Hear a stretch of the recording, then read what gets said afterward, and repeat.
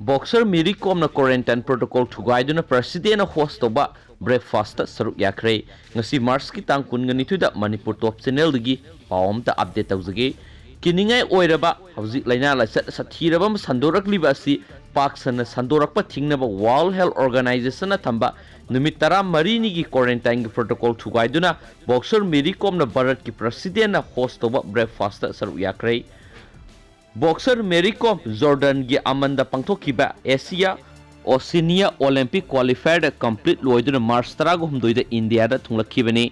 World Health Organization gi quarantine protocol amasum malem gi oina lairiba satna pathap ki matung ina yamdrabada laina laisat asi pandemic asiga mari laina numit 15 ni self isolation tawgadabani adum oina mak March 19 da Mary Kom na Bharat ki President Ramnath Kovind na Rashtrapati Bhavan da host oiduna pangthokiba breakfast amada saruk yakhi Bharat ki president gi official Twitter da thagalakiba fixer mari gi manungda amada Mary Kom na parliament ki members singa loinana laminaba ui numit adu maktada laina laisat asina naraba Bollywood singer Kanika Kapoor ga khut sauna kiba BJP ge lawmaker Dushyant Singha su president na host oiba breakfast adu da saruk yakhi BJP ge lawmaker asidi hauji self quarantine tawduna lairibane Boxing coach Santigao Niyebana haikibada Jordan gi amanda pangthokiba Asia Oceania Olympic qualifier da saruk yaruba Indian contingent khudingmak